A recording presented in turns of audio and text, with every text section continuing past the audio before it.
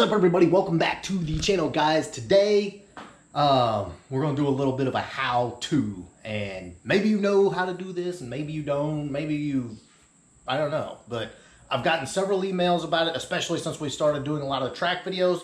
So I'm gonna do this video once and for all, and I hope it's helpful. If it's not, then just don't watch it or something. I don't know, whatever. Well, let's go.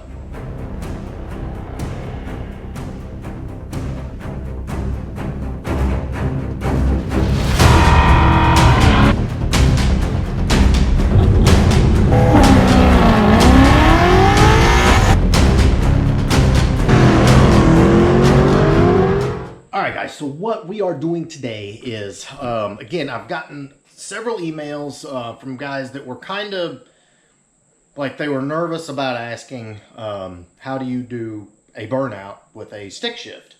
And even beyond that, a lot of guys like just don't, like they've never been to the drag strip and they don't know how to function in that environment. Like they want to go race, and they want to take their car down the track and go out on a Friday night test and tune and have fun and all that good stuff.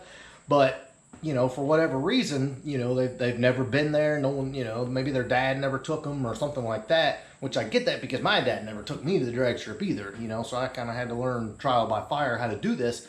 And it can be very embarrassing, especially when, you know, you're in the, you know, in the burnout box, or you're at the, you know, at the line there, and there's people all around you watching, and, you know, your adrenaline's pumping, and you just, like, you can totally freeze up. So, you know, not only is it stressful, you know, when you've done it a lot, but especially if you've never done it before, like if you don't know what you're doing, you get up to that line, you can choke. I mean, I still do it all the time. Ken does it. I mean, it's part of it. It's a somewhat stressful situation, but what I'm going to do today is just give a quick tutorial and show you how this is accomplished. And then what you need to do if you're serious about learning how to do this and getting better is, after this, you got to go practice in Mexico on a closed course on private property.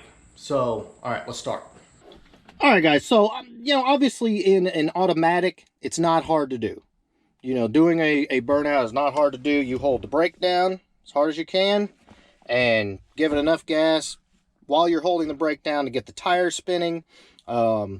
And there you go. That's how you do it in an automatic. Hold brake down, give it enough gas to get it spinning, and you're good to go. So, you know, that in and of itself is not complicated, doing a burnout in an automatic. A stick shift is more complicated, and I think that's why so many people have been asking, hey, how is that done? So let's go over to the car now, which has 3 pedals, and we'll talk about it. All right, y'all, so here we go.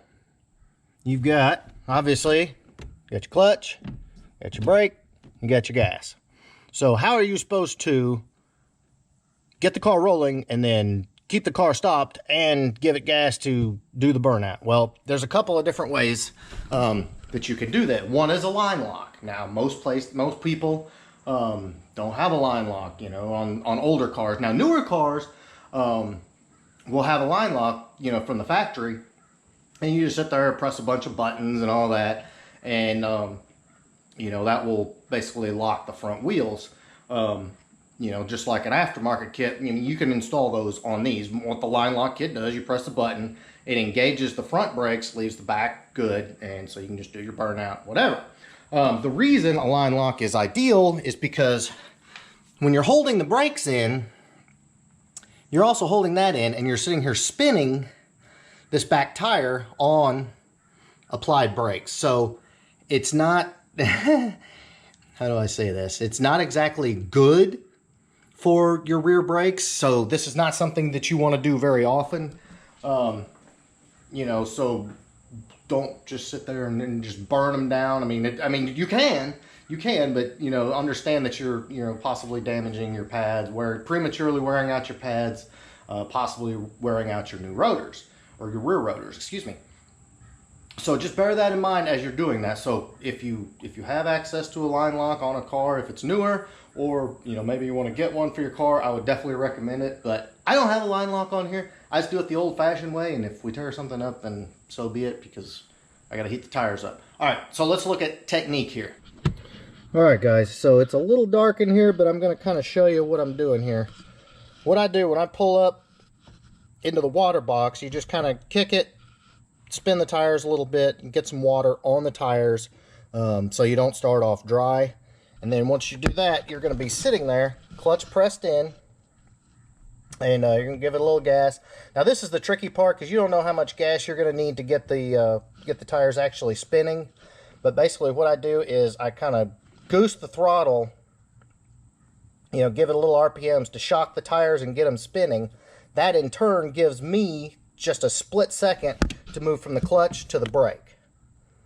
Okay, so what I'm doing then is I've got my foot on the brake, and you can sit there and modulate however much gas you need to keep the tires spinning at a reasonable speed to get smoke. And all of that depends on the tires that you have on the car. So let me show you this again. So we're sitting here, we've already gone through the water box, got a little water on the tires, and I'm sitting here and giving a little bit of gas, and then I'll goose the throttle to shock the tires, and then we do that. That's it. Show you that again. So you give it a little gas and goose it up a little bit and swap. Then you can just sit there and just goose them as long as you can. Then once you get adequate amount of smoke, provided you're on a tire that requires heating up, just kind of slowly let off the gas, roll out of it until you feel it kind of jerk. That means the tire is stuck to the track and you're ready to rock. Alright guys, and before we go any farther, I want to show you real quick, you can watch live as I do it. You know, as I roll into the water box, which is farther back from the burnout box, and basically you roll through that gets the tire nice and wet, get some water all the way around so you're not starting off dry.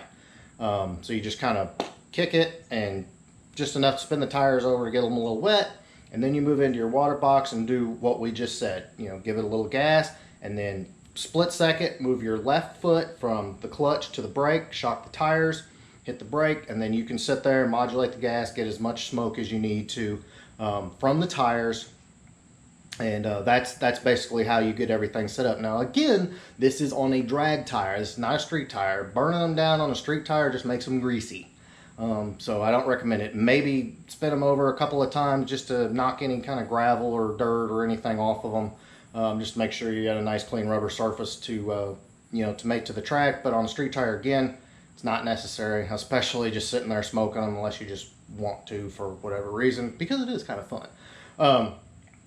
So that essentially, in a nutshell, is how you get your car prepped and ready to go down the track. And again, it's one of those things where you've got to practice, and the more you do it, the better you'll get and the more comfortable you'll get, and then you get up there and it's just like second nature, which is a good feeling. So there you go, guys. That is what is up as far as, you know, doing a burnout with a stick shift, or power braking. Some people call it power braking with a stick shift.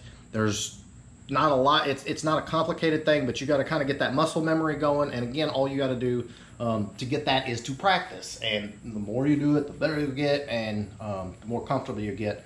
And again, as far as your burnout goes, make sure, you know, if your tires do require a burnout, you know, if you are on a radial, on a drag radial, on a full-on slick, something like this, then you need to get a decent amount of heat in the tires. How much and how long you need to do a burnout depends on the tire. Some tires require more heat, some tires require less. Some smoke a lot, some hardly smoke at all. So what you need to do, if you're on a Mickey Thompson like this, or you're on a Nitto, or, you know, any number of other, you know, a Hoosier, whatever, there's several manufacturers. They're all a little bit different.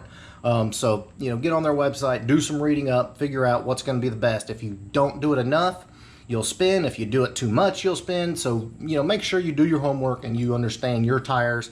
Tire pressure too. You need to make sure that your tire pressure is optimal for whatever it is you're doing. And as you go out and test and tune, and, you know, you're getting better in the car, play with that pressure, figure out what it likes, and you'll go faster.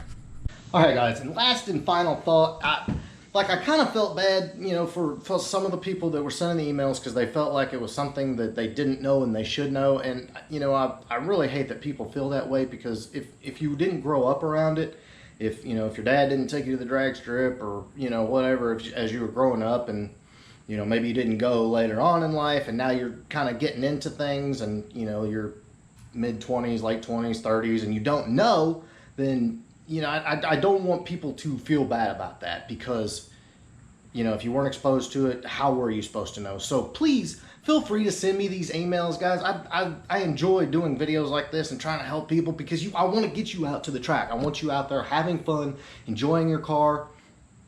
It's cruising is fun and car shows are fun, but if you really get out there and start racing it and truly enjoying it, I think it's like a whole nother level of excitement. And as you can clearly see, I'm back hooked again, and probably the next video you'll see is I'll be out there testing the new drag suspension. So that is what is up, guys. Keep the emails coming. Emails always in the description. If there's anything I can help you out with, guys, I will do it. I am not an expert drag racer or anything like that. I'm pretty good, and I know a lot of expert drag racers, professional drag racers, and so anything I can do to help, guys, I am always down to do that. And I appreciate everybody watching. I appreciate the feedback. I love doing this, guys, and I appreciate your support making this possible. So in the meantime, if you like this video, please give me a big thumbs up. Make sure you smash that subscribe button, and I'll see you at the track.